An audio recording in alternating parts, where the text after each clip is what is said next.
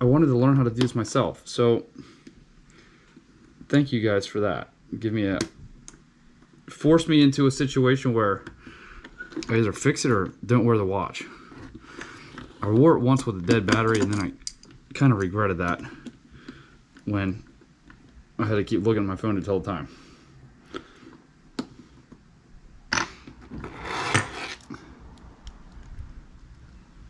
There's the battery right there, I think.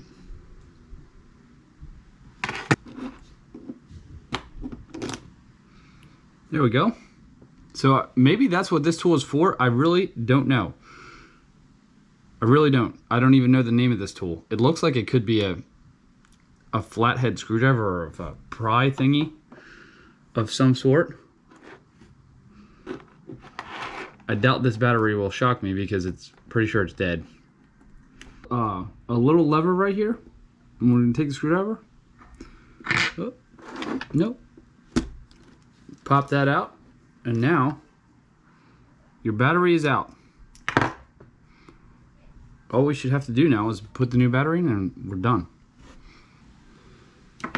All right, so I made a quick trip over to Walgreens, and I was actually able to find the battery that I need for this. So it was a $6 battery, which I don't mind paying. And we're gonna see how this goes. Take the old one out, get rid of that. And skinny side down. And you should be able to just pop this in somehow. Yep, there it goes. So, I'm just take a look at the watch. And now you can see the second hand is spinning. So that means it worked.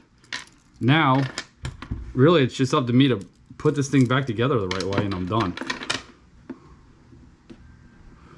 This is the tricky thing. I don't know what this plastic piece is called, but it's got to go over the adjustment knob, and this little tab here right there has to cover up the battery. So theoretically I should be able to just line it up and snap it down. We're gonna see how that goes. Best case is it works, worst case is I gotta buy a new watch, I guess. But here goes. Snaps in. All right, beautiful. Now really just reverse the process.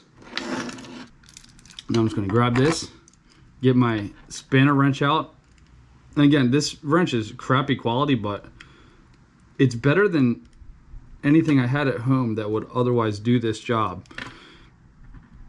And it should work without scratching the watch. You want it tight in these little nubs.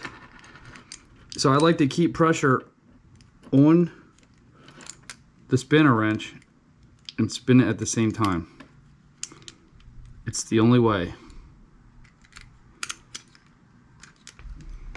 And that's it. So now all I gotta do is put the pin back in, which I don't use one of these tools for that. I use a needle nose. So with watch pins, usually it's got one skinnier end and one kind of wider end. So just look at the ones that are in there already, and you can usually kind of tell which way it's supposed to go.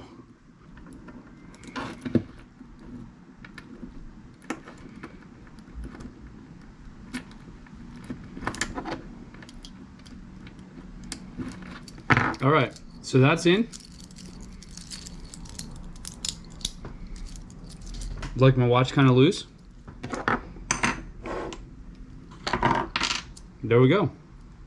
Working watch. If you made it this far, thank you for watching, and we'll see you on the next one.